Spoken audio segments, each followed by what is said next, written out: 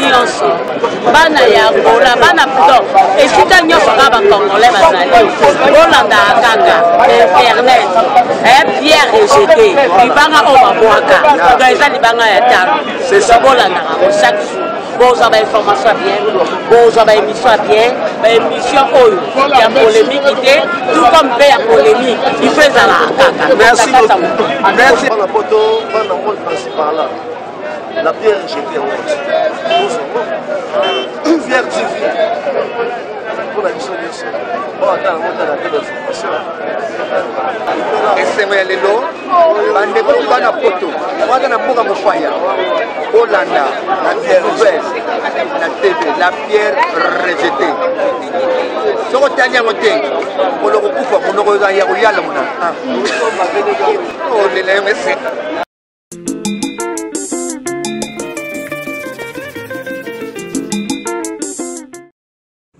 Bonjour, partout vous allez. Merci, bonjour à la patronne, à maman Jacqueline Elon et les progrès. On a la loi. On a moni les nouveaux citoyens, Jonathan Elon, Rebecca Elon, famille Elon, Union, pour ça nous fait payer mon niveau. On a la loi, on a aussi mon vote. Sinon, vous allez déjà connecté. Vous allez à maman retard. Je n'ai pas déjà parce que maman Jacqueline Elon, la maîtrise de la France, elle a déjà en ligne à ce moment. Elle a une émission à Bissau, Masolo, la Mboka. L'autre fois, on a déclaré le fils de Gokwa Pasola qui n'a pas de Salanati. On s'est fait là qui n'a pas de Lawan. Il y a un autre qui était aux zones la partie appelle le Bissikoa, puis il y a Mamanade nationale de la Messana Robert. En fait, ensemble, on a été lobé la actualité. On a qui polémique par-ci par-là, qui est combattant, la télémélie. Candidature mususu unique ya opposition ba combattant ba bi ba ko voter mutu mususu de à part Fati. Alors Fati a obligé à yoka ba combattant. Est-ce que c'est à solo pesé à l'hôpital ensemble na bino to découvrir parce que mon amboka fils a tellement disposé à répondre pour éclaircir biso na kati ya ba préoccupation na ozo bouger poto parce que polémique na BCP ya ngambote Daniela Certa yenda simbi de presse Belgique na niveau presse la biloko zotinde la biso zo sa biso kitoko makasi mbote na place oza mais ensemble qui n'est pas base de toujours découvrir la mon amboka. Bonjour Ndeko. Ouais, mon amboka, bonne santé. Santé très bien. Bon mouvement. Ouais, mouvement très bien, tout ça toujours prêt pour les élections. Prêt pour les élections. Ouais, à tout le monde. À niveau national. Bon, souci, il y a pas Congolais en général, ils allaient candidature unique de l'opposition. Mais moi, ma quelle nous ça la maquille, la combattant va le dire, hormis Fati, pour voter l'opposition. Est-ce qu'on peut placer unique? Ouais, le secrétaire général Jean-Marc Kabound a salarié déclaration à l'ONU pour l'habitude de presse candidat valable et candidat au peuple Azozela. Ils ont Phoenix pour que je vote qui est dans le congrès. Donc, ils ont déclaration officielle, il y a eu de presse. Bon, candidat unique, Ndenge Bazolo Bela, pour l'habitude pour le peuple congolais. Au biso toyo kaka eza Félix pour azama boko pembe. Donc il n'y a pas de débat là-dessus. Il n'y a pas de débat. Il n'y a pas de débat. Bandeko balobité to vanda ensemble to zo par exemple moi na mboka mbemba azala président boka bola. Bon bandeko wana zoloba na ebité so banani ba candidat à la présidence. Le problème qu'il y a c'est quoi pour passer la choix à un candidat. Ils ont d'abord une expérience expérience négative parce que beaucoup ont des expériences négatives qui ont crime contre l'humanité bamisu bazali nao babengi déficit donc na koloba manque ya o babengi moralité bazwa basi ya batu baoka pe solité ya kobima na bango officiellement omona te so batieka ba critère mais so bakukwea déjà soki batie pe critère ke moto aza na expérience ya lutte pour la démocratie Félix Abozala pe batie expérience ya batie critère ya mutu oyo aza ma vierge politique ayiba mbongo à l'état de Félix Anzala. Débat oyo ya candidat commun et comme polémique, il y a d'autres bateaux baza ba esprit faible ba omona neti que biso bato ayi de pes toza un peu gonflé, non toza gonflé te. Mamba candidat commun wana d'abord biso IDPS les biso to banda mambu ya koloba non à la dictature ba parti belé bazalaka te. Toza o ba bengi fille aînée ya opposition. Mukolo soka linga vanda na kiti yo leki okoya oyebise te ke yaka na tosola nani ya kovanda na kiti. Eloko tozo expliquer bango.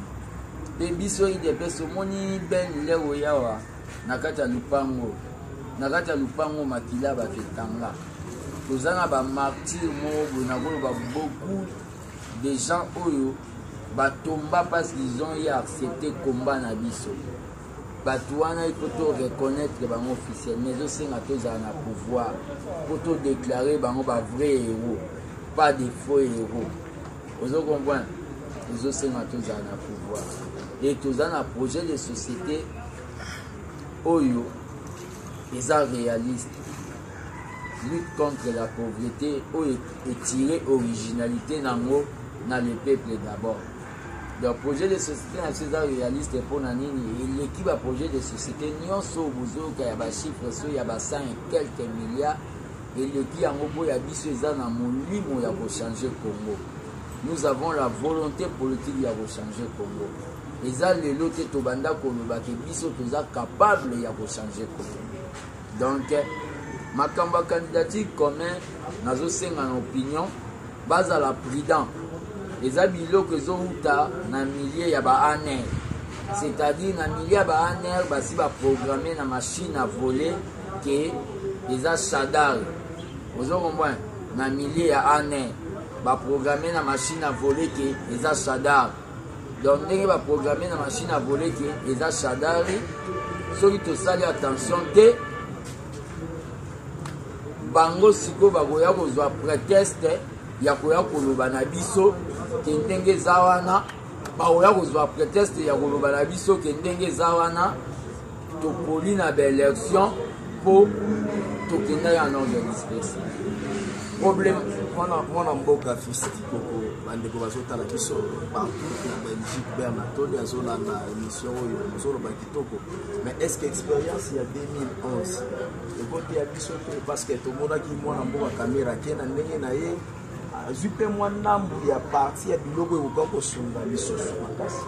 Ouais, le problème ali na minito na ngana lobana no avant to koma na mambo expérience na ngana lobana yo eloko moko makambo ya candidat commun wana et a priorité te makambo il faut to bunda biso nyonso ba peuple congolais eza balongola machine à voler parce que le problème ezali candidat commun oyo batutu bazomona ngo comme cheval de bataille même toke tozwi Jésus-Christ mwana nzambe totie candidat commun so machine à voler ezali Jésus akopola na baélection même Jésus azwi balik na bamark na bapole atie bango batémoin akopola na baélection au lieu tolobela makambo ya machine à voler tozozwa makambo ya candidat commun tochango candidat commun eza déjà arme oyo défense au pouvoir en place azwi po aya koloba ke bango bagani soki balongoli machine à voler tokokenda biso na baélection en ordre dispersé po baélection eza à un seul tour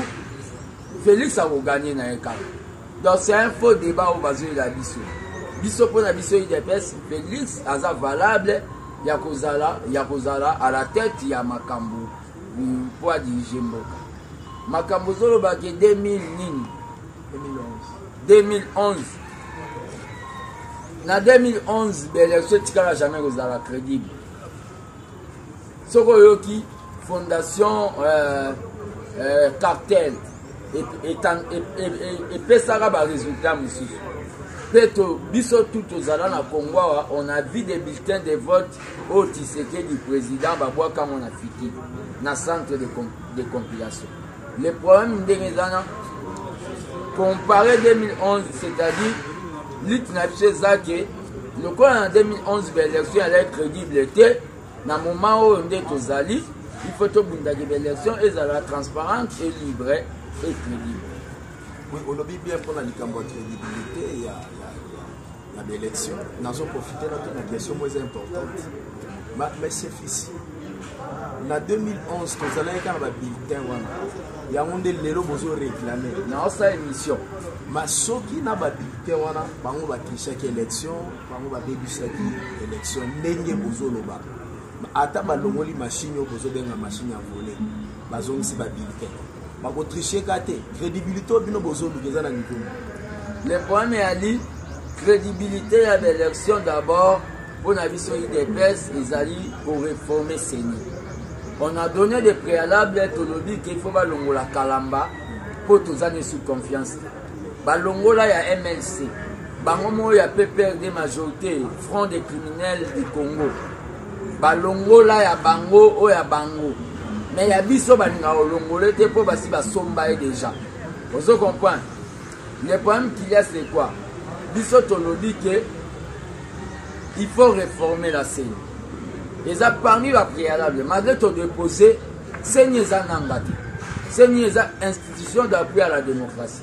On doit réformer la CENI parce que nanga to confirmer noir sur blanc que c'est un caporal recevant les ordres mal donnés à Kabila, par ordre à Kimbakati.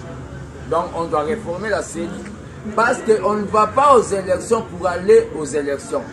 On ne fait pas des élections de fantaisie démocratique, on va aux élections pour apporter de l'alternance, pour apporter le changement, amélioration. Tout le monde qui a une élection pour déshabiller Saint-Paul et habiller Saint-Luc. Non, c'est pour cela que nous avons lancé déjà appel à tous les Congolais. Bazar, nous avons dit que les Congolais tout bas en éveil. Tout ça l'a fait parce que Kabila a dit qu'il ne va pas postuler. Azo ça l'a bagé des cache-cache comme un Satan. Le problème dans le moment où nous avons dit que Kabila veut faire au Basala en Zimbabwe, Mugabe laisse pour donner le pouvoir à son compagnon qui a tué plus de 20 000 personnes. Tous à la très prudent, la guerre n'est pas encore finie. La guerre finira le jour où Torokota Kingakati et Kabila sera en débandade, lui, avec ses troupes et ses acolytes. Action pacifique, nous avons pour préparer, on a pour réussir la crédibilité pour c'est-à-dire la machine à voter, l'élément de plan d'action pacifique pour pouvoir réussir. Je ne peux pas révéler l'action pacifique, mais cette fois-ci, pour les derniers virages, tant que chargé en mobilisation, appui à la communauté congolaise. Nous devons faire des actions de révolution pacifique et des actions spontanées. Au moins, à tout moment, si Kabila à telle date, à déployer des bandits, des milices politiques, le moment est venu.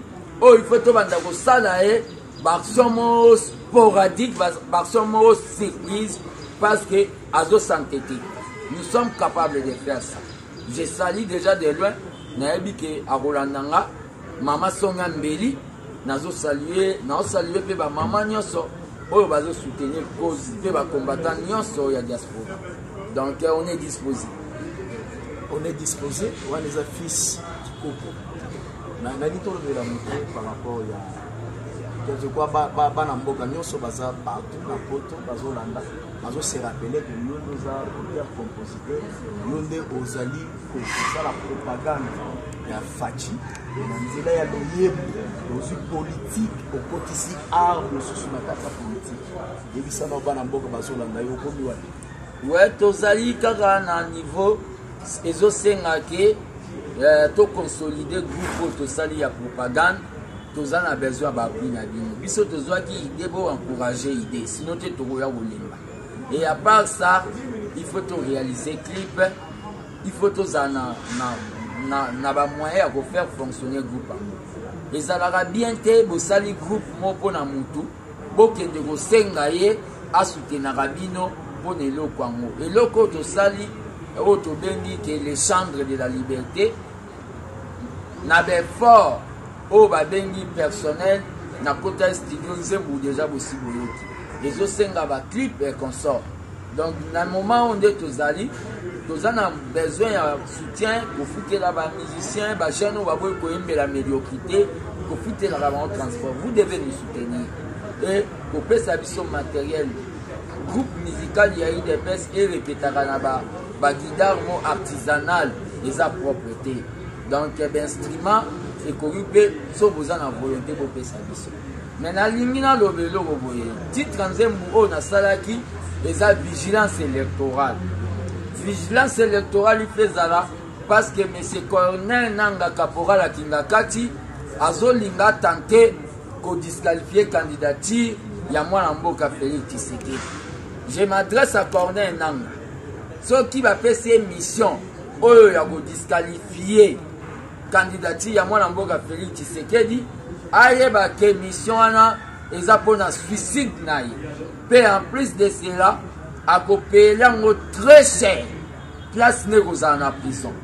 Nous sommes prêts, tous là, et le corona ballon d'oxygène nous va lancer, tous très serein bisoïde d'épaisse, tous là-bas comme ils sont en réalité, ils vont voir l'irréparable et que ça la dès que va annoncer.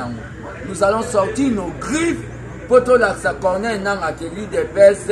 Reste idem avec Tshisekedi même aujourd'hui. Et dans le moment où on a Zoloba, Cornel Nanga, Bazolinga Baloba Mamba diplôme, je ne sais pas en 2006, en 2011, Kabila a l'air de valider la candidature nae, soka tanga na université ni. Et Makambo Bango Bazolinga Baloba, c'est être citoyen congolais, yangonde critères favoris. Donc le problème est toujours avertir déjà Bango que nous allons sortir nos griffes, ceux qui vont oser que ça là, et le coup va olinga basala.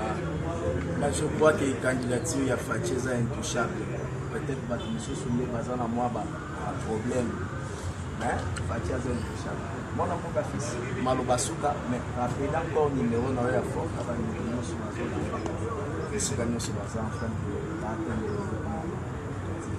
Ouais, numéro nangai est à 085 084 65 55 085 084 65 55. Ce qui bobenginga bokozwa ngai pour nato et bandé toko kanisa pour le Congo changer.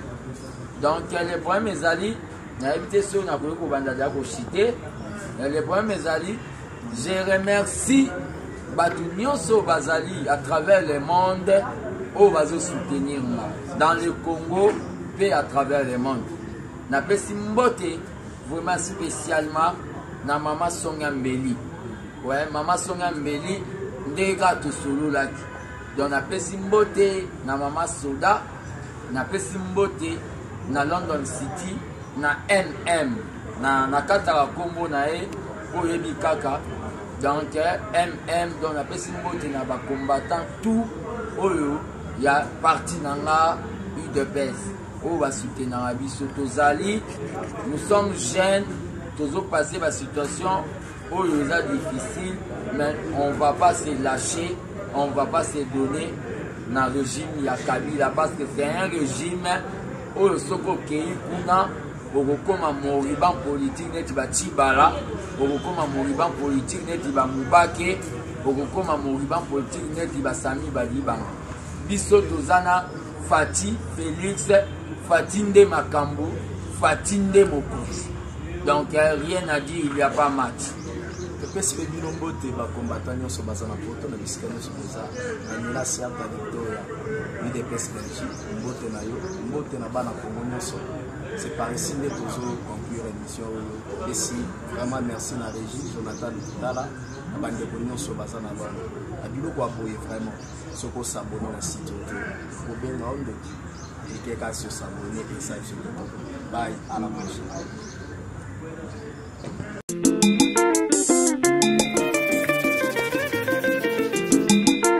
nyonso bana ya ngola bana plutôt esika nyonso kaka bacongolais bazali bolanda kaka internet pierre rejeté libanga oyo babwaka donc eza libanga ya talo bolandaka ngo chaque jour bozwa bainformation ya bien bozwa baémission ya bien baémission oyo ya polémique te tout comme mpe ya polémique il faut ezalaka kaka. Merci beaucoup. Merci. Bana poto bana mole principal là. La pierre jetée en haut. Pierre TV. Pour la mission de ça. Bon, attends, on a la télévision. esengo ya lelo bandeko bana poto waza na mboka mofaya olanda na nouvelle na tv la pierre rejetée soko tani yango te moloko kufa monoko ya koyala mona olela yango ese